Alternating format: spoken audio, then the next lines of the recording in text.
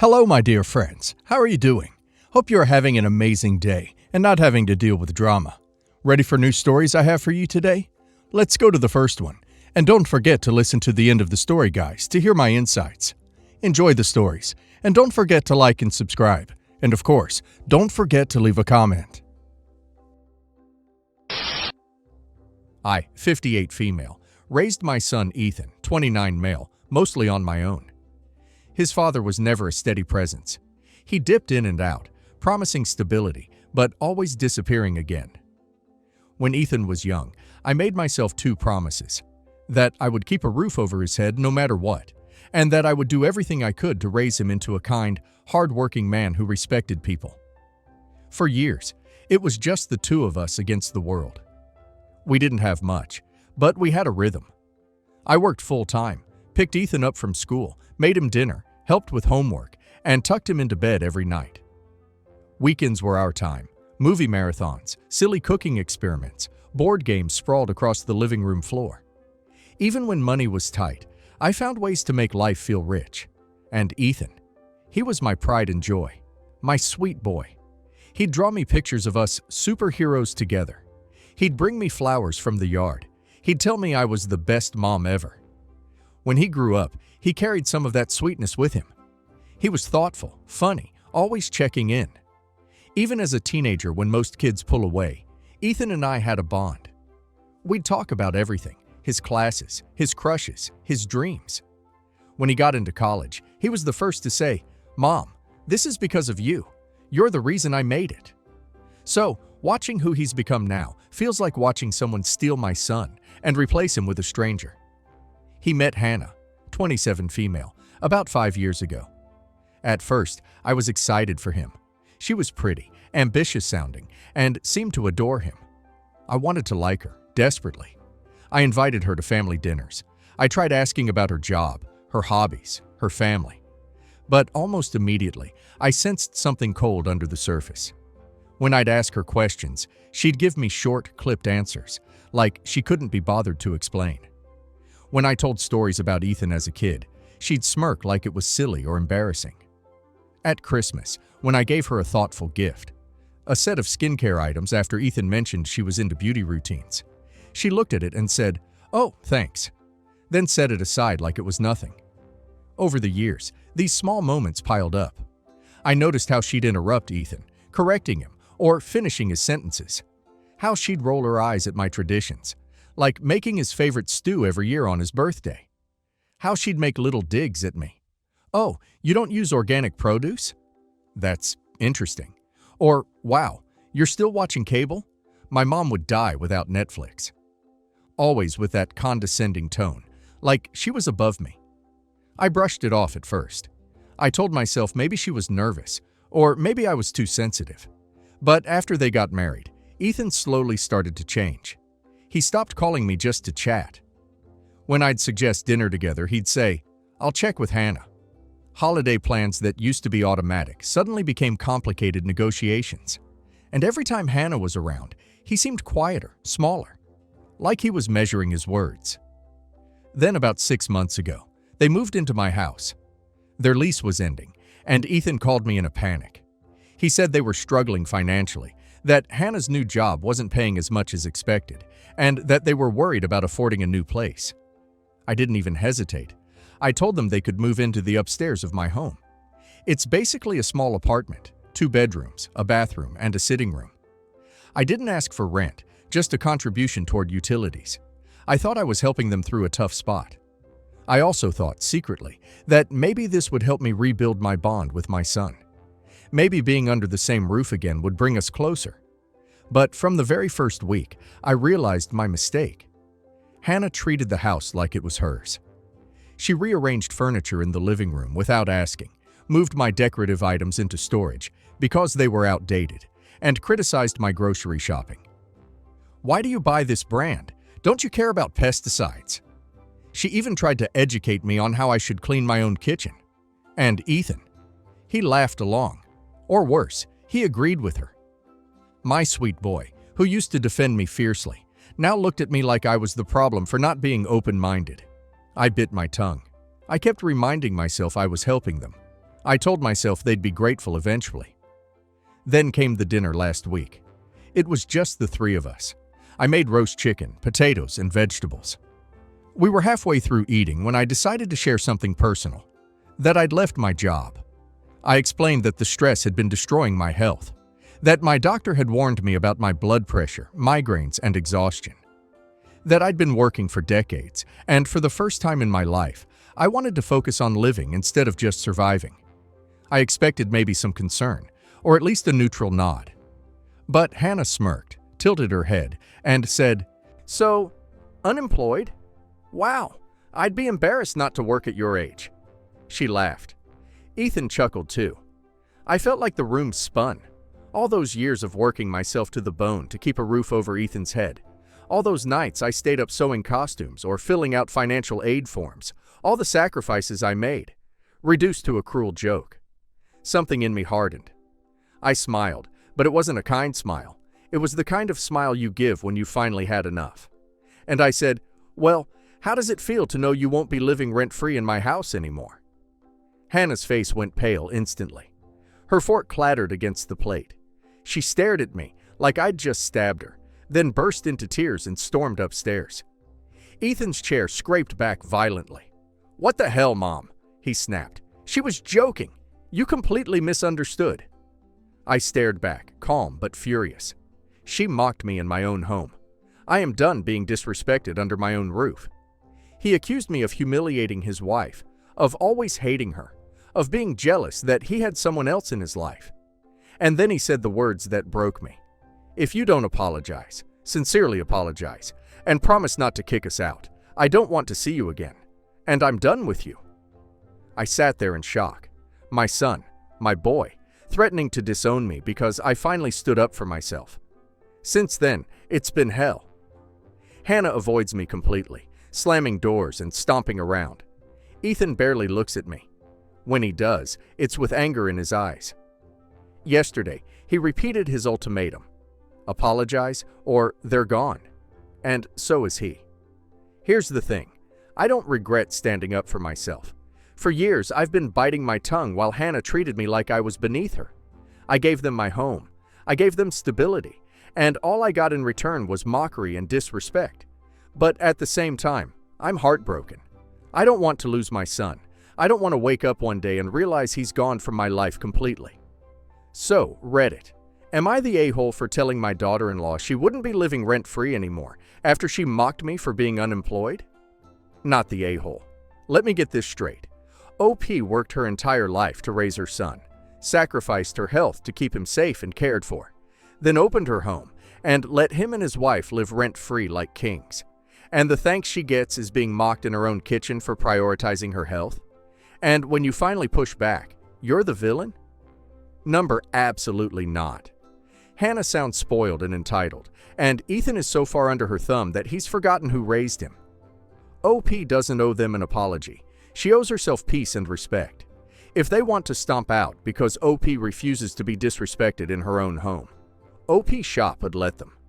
They'll learn quickly what real rent looks like. And now let's hear community's opinion. Your daughter-in-law didn't joke. She humiliated you. There's a difference between playful teasing and calculated disrespect, and she knew exactly what she was doing. And your son laughing along? That's betrayal on top of insult. He was raised better than this, but now he's parroting her nastiness because it's easier to side with her than defend his mother. Not the a-hole. And if he chooses to cut contact over this, that's on him. You gave him everything. Your time, your love, your home. He's the one willing to throw it away for someone who can't even pretend to respect you. Let's call this what it is. Exploitation. They've been living off you, rearranging your house, mocking your lifestyle, and laughing at your choices, all while not paying a dime in rent. They've treated you like the help, not the homeowner. And the minute you dared to remind them that they're living under your roof, they weaponized emotional blackmail. That's not love. That's manipulation, not the a-hole. Kick them out if they don't like your boundaries. They clearly forgot who actually holds the keys in this situation. I can't stop thinking about the irony. Hannah calls you embarrassing for leaving a job that was harming your health.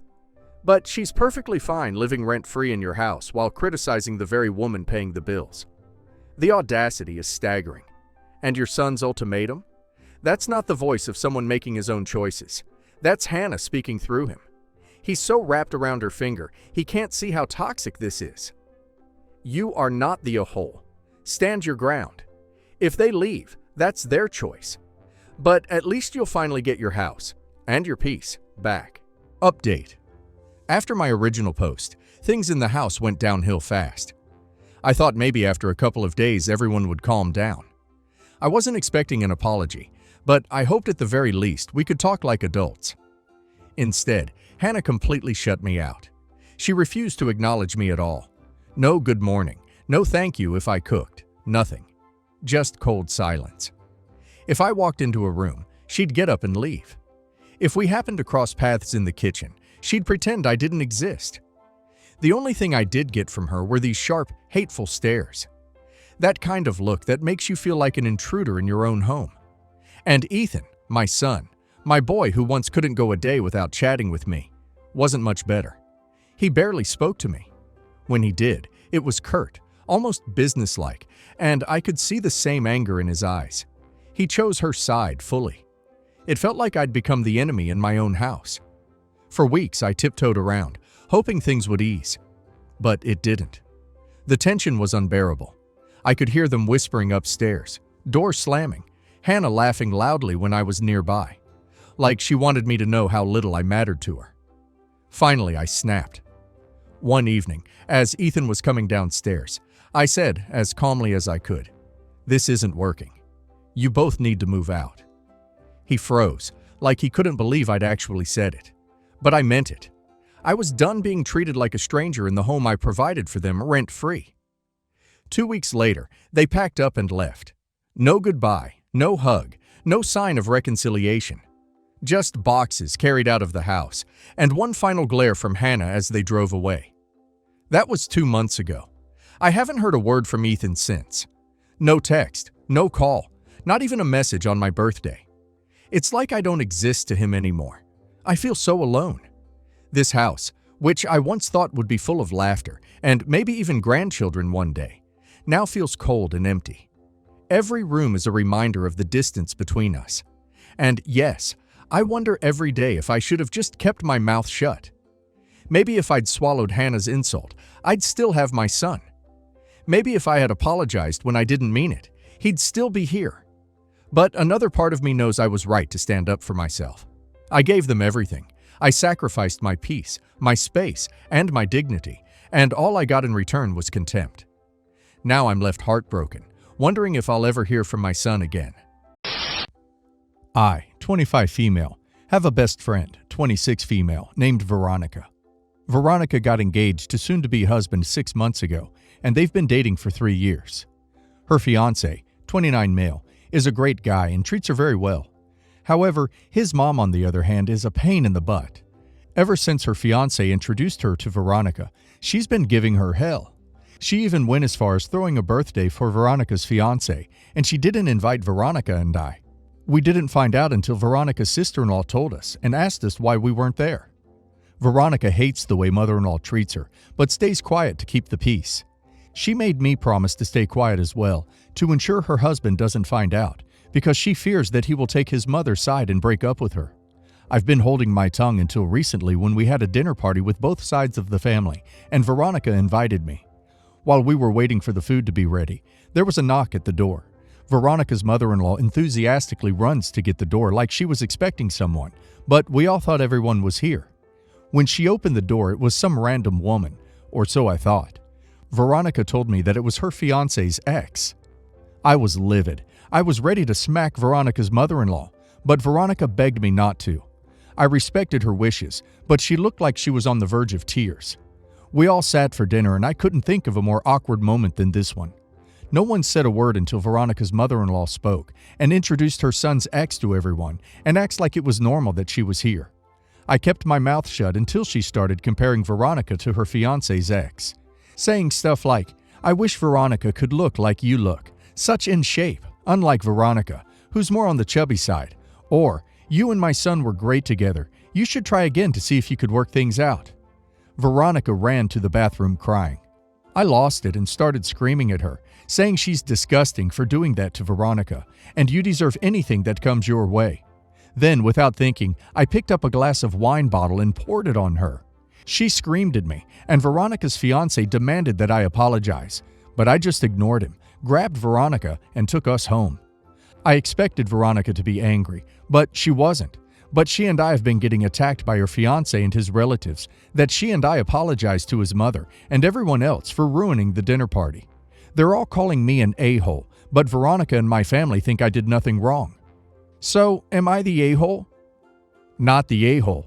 Veronica needs to realize that if her fiancé won't stick up for her now, he never will. She deserves better than this mama's boy. She needs to kick him to the curb. Good for you for standing up for your friend. Not the a-hole. Pouring the wine on that poor excuse of a woman was a bit wasteful. I'd have taken the bottle home instead. But honestly, that was a sweet move. I hope V ditches him. That's no way to treat a fiancé. Not the a-hole. Sounds like Veronica needs to quit that entire situation with the quickness. Mother-in-law isn't going to get any better once they're married, and fiancé has already shown that he's going to pick mommy over wifey. Update. I showed V all of your comments, and she's finally seeing the light. She told me she realizes that the treatment she's getting from her mother-in-law and her fiancé isn't going to change, so she decided to end the engagement. She said tomorrow she's going back to the house to talk to both him and his mother about what happened, and she's going to let out what she's been holding in for almost 4 years, and trust me, it's a lot. Second update. Veronica, her sister-in-law, and I went to her fiancé's house and confronted him. Veronica let out all that crap she's been holding back, and as her best friend, I can say I've never been prouder. She broke off her engagement with her now ex-fiancé and has never been happier. Her ex has been blowing up her phone and DMs trying to get back together with her. He's even following her around and hanging out at her job waiting for her. Don't worry, she's threatening him with a restraining order. I, 28 female, have a brother, Mike, 34 male, who's married to Lori, 32 female, and she has a sister, Amy, 28 female. My brother and sister-in-law have been together for 7 years and married for 3. Since the first year of their relationship, I was always aware of Amy, but never really close, nor did I spend any time with her. It wasn't until during the actual wedding planning that I started to get to know her better, and we clicked. Not in a bestie sort of way, but I would say at least a step above in-law status. Around 24, I met my fiancé, Kai, 29 male, and he's a really great guy. He's smart, kind, good-looking, well-traveled, speaks multiple languages. I could go on. I was so excited when he proposed, because he did it in his newly purchased house and told me that this was the home he wanted us to raise our future children in. Up until this point, Kai and I had a mutual agreement on social media to mark ourselves as in a relationship, but never post pics or give any details to avoid drama, i.e., noisy family members. But those close to us knew what the deal was. Because of this, while Amy was aware that I was in a relationship, she didn't know with who. When Amy saw the pics, she messaged me wanting details, which I thought was a little weird since she knew I was in a relationship. That it was 2+ years long, the person's name, what he did for a living, and a few of his interests. Amy wanted to know when and how we met, and if Kai had ever mentioned any previous girlfriends before. I asked her why she wanted to know that, and she responded with saying how Kai seemed like such a sweet guy, and just wanted to know how our love story began. I told her that I'd met Kai, and after a couple months of knowing each other, we became an item and were in love ever since. I kept going on and on about how happy and lucky I was, and prayed that I wouldn't make the same mistakes as his idiot ex. Amy asked me what I meant, and I told her how Kai's first love was his high school sweetheart, who wanted to go on a break while in college for a few weeks. Kai mentioned how he didn't think that was a good idea, but was convinced that it would be better in the long run and agreed. However, it horribly backfired, and 2 weeks after the break, Kai dumped her. Kai talked about how crazy she got that he decided to delete his profile, make a new one, but still rarely goes on there because of how stalkerish she could be. I laughed, calling Kai's ex pathetic, and how she only wanted a break so she could cheat with no consequence, and ended up losing a great guy. I didn't hear from Amy again, but Lori called in and berated me for insulting her sister. And that's how I found out that she was Kai's ex. Am I the a-hole? Edit. Just for context, Amy and Lori are technically half-sisters and didn't really become involved in each other's lives until they were adults. So Kai never met Lori as Amy's sister. Not the a-hole. I do find it weird that you've been with this guy for about 4 years, and the relationship is serious enough for him to propose, but that your brother and his wife aren't aware of who he was until now. Other than that, you stated the truth, and it was an unfortunate coincidence that your sister-in-law's sister was the ex. Not the a-hole. How could you know it was her? Only a move here is calling the ex an idiot when you did not know her and only had his side of the story. You shouldn't call people names when you don't know them. But you can love who you want. But maybe run a little background check on them. He could be the bad guy here. I'm thinking controlling type, but he could also be a good guy. I just think it is funny that he hasn't met your family in 2 years. Not the a-hole. First of all, she was being messy trying to check on y'all's relationship knowing she was his ex.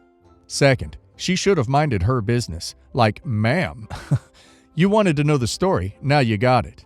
Third, you had no way of knowing they were ever even possibly connected. How could you? He never said a name, showed any pics. She was too busy trying to be slick and nosy. That's on her. My husband, both 25, and I adopted our daughter, 17 female, 2 years ago. It was a complicated thing. She's the daughter of one of my ex-friends and was at a high-risk environment. I took her in when she was 14 and eventually adopted her a year after that.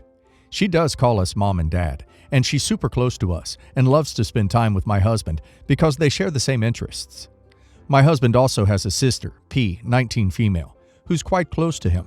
They lost their parents when my hubby was 20, so he took her in and raised her since then. I like his sister, but she can be quite possessive towards him and kind of mean to my daughter because she sees her as competition for my husband's fatherly love.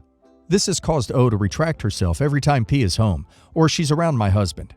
My daughter has told me that my sister-in-law sometimes makes jokes about being adopted so old. My husband and I had tried to make her stop, but my sister-in-law always says that she's just joking and starts to cry, so my husband feels bad and ends the discussion. 3 days ago, my husband invited O to test some cars because he wants to buy a new one. She said yes, so excited, and then P said that she wanted to go too. I could see that my daughter didn't like this, but didn't say anything either. They're supposed to leave 3 hours later, but 30 or 40 minutes after that, O told my husband that she couldn't go because a friend of hers had come to finish a project and she forgot about it. P totally snapped at this and told her she was lying and to just say that she didn't want her around. O said that she wasn't lying, but B wouldn't have it and kept attacking my daughter until eventually she ran to her room crying. My husband and I scolded P, but she basically ignored us. Just before they leave, my daughter's friend knocks at the door and he has a bunch of stuff with him to finish some project, proving her right. We let him in. My daughter comes down but doesn't look at P's or my husband's face. They say they'll be back, but I stop them and kindly ask the boy to go to my daughter's room upstairs, please. When we're alone, I told my sister-in-law that she has to apologize to my daughter because enough is enough. She laughs, thinking I'm joking, but I stood my ground, and she looks to my husband, who to her surprise agrees with me. P says that she reacted because it was too much of a coincidence, and I told her that it doesn't matter, and this isn't a one-time thing, so she has to apologize, or she has to go back to her room, because I won't have someone picking on my daughter in her own house. My sister-in-law starts to cry, gives a half-hearted apology, and just gets out crying. My husband says that I did the right thing, but making her cry was too much and that I'm an a-hole for that. He drove her back to her dorm that same day. He's not speaking to me, and my daughter is all weird around him. Edit. Hey, I didn't expect this to get that much attention. First of all, I want to thank everyone for their advice, and I want to address some things. 1. O is already attending therapy. She's been since I adopted her, and I'm doing it too. 2. We know that P's attachment to my husband is unhealthy, but O's too. P was closer to her dad, and O has a horrible story with men, physical, emotional, etc. My husband has been some of the few men she's felt comfortable with, the other ones being some teachers and my dad. She loves my husband with all of her heart, because she always wanted to know how it is like to have a dad who loves you. She told me that herself, and I guess that at this point it just makes her sad. 3. I've been with my husband since high school, before his parents' passing. P and I were close, but she held on to my husband with all she had after the incident. I understood it. I also understand that for my husband, it was too much too quick. Their grandparents and aunt offered to house P, but she begged my husband not to let them take her, so we moved to my husband's old house and began to raise P together. When O came around, P and her used to fight a lot. O's behavior changed progressively during these years, thanks to therapy, and because she went out of survival mode. But at the beginning, she used to be too snarky, passive-aggressive, and cold. O was able to grow out of this phase, but P never did, and the resentment is still in my sister-in-law. 4. I tried to get my husband and my sister-in-law in therapy a year after the incident, but they both refused. My husband wanted to show his grandparents that he was able to take care of his sis, and his grandpa believes that therapy is for the weak. 5. While I see my sister-in-law as a kid, she has rejected me as her mother, and I'm okay with that. I won't force myself on her, and that's why I don't call her my daughter. But I love her, and I care for her as much as I do for O. But I can't do anything without it seeming like I'm overstepping my boundaries with her. With O, it's more easy. I'm legally and emotionally her mother. 6. This is not the first time I defended O, as some of you may think. I've done it before. I even left my husband for a while a few months ago, but he came begging us to come back. Truth is, my husband loves our daughter too, but I know that having her sister so young and losing his parents at the same time ducked him up. He doesn't want to let anybody down, yet doesn't know what's the right thing to do. If he turns to O, he's betraying P. If he turns to P, he's letting O down. Lastly, I talked to my husband an hour before, and I told him that this is a hill I'll die on. He either attends therapy with our daughter and I, opens his eyes to P's manipulation, or we'll split and divorce in a year when O is of legal age, and she can't be taken away from me. He cried a lot, and I know I hurt his feelings, but as many of you said, I won't risk my daughter anymore. I'm currently waiting for my dad to come pick us up. Nope, don't fall for those crocodile tears. At best, she was crying because she had to face consequences for her actions. At worst, to manipulate you and your husband into deciding it wasn't really that bad. Either way, she wasn't crying because she was genuinely remorseful for her behavior, or she wouldn't have given a half-hearted apology. Not the a-hole. Stand your ground on this. Not the a-hole. It seems like P cries whenever she's confronted about her behavior because she knows your husband will back down when she brings on the tears. Not the a-hole. Your husband is blinded by the fact that he has been taking care of this family member for so long. He excuses her bad behavior because it's tricky for him. He probably knows that he's her person, so he doesn't want to alienate her. However, he isn't doing her any favors by letting her off easy for her poor treatment of your daughter. You did the right thing, and if she cried, then so be it. Probably because she feels bad about how she's been acting, in which case she 100% deserves that. Remind your husband that enabling bad behavior, especially the poor treatment of others, will be much more detrimental to her life, career, future, than seeing her get upset. I don't know much about my fiancé's, 39 male, first wife Maria, 50s. The background is that she used him for citizenship, treated him terribly, and divorced him after the 10 years of marriage. I had never met her before this. I, 27, was out to lunch with my future sister-in-law, 23, and my fiancé's daughter, Sarah, from the first marriage, 19. We three ladies get along together, often doing lunch together. My fiancé's family speaks Spanish as their first language. I do not speak it, so we are chatting in English, going about lunch and going shopping later on for some college supplies for my Sarah. We have agreed not to do the whole stepmom thing and be friends. I hear the word cabrona from my sister-in-law, and Sarah looks up to see her mother. Sarah and her mom have had a rocky relationship since Sarah moved out at 16. Maria started arguing with Sarah. My sister-in-law joins in. I'm not exactly sure what's being said, but we all got up to leave, and Maria just realized who I was. She starts yelling in front of everyone that I stole her husband. They were divorced 2 years before I met him, and now I'm stealing her daughter. At this point, I lay 100 on the table for lunch and just go shopping like planned. Maria called me a W and said I was taking my ex's money. I finally had it. I said something unlike you. I'm not marrying him for citizenship, but because I love him. This is my money. I don't use my men as a payday. Get some class. I left with Sarah and sister-in-law. They kept saying Maria was like that. She loves drama, and that's why Sarah isn't on speaking terms with her mother. A lady who saw the scene in the restaurant called me a W and homewrecker in a clothing store. She wouldn't leave me alone and followed us out of the store, shouting aggressions at us until we flagged down security. The encounter has been bothering me for the last few days. Was I the a-hole here? Not the a-hole, just some nosy woman who didn't know what was going on and decided on the small bit she heard to take sides in a stranger's issue, which is never a good move. Frankly, the entire scene was low class on all sides, but I don't honestly know that I would do better if accosted in public that way, so I can't judge you on that. People should really mind their own business. If I try really hard, I can understand a stranger giving off-the-cuff comment, but following? What the duck? You were not the a-hole, but I suggest not to engage in the future, especially in front of the daughter. She was being an a-hole, but it's better to not give ammunition. Not the a-hole. If not for yourself, you attempted to get Sarah and future sister-in-law away from Maria's drama. You stood up for them and tried to go on with your day. As for the onlooker, they don't know a thing about your situation and decided to meddle. Yikes. Sounds like they had nothing better to do with their life.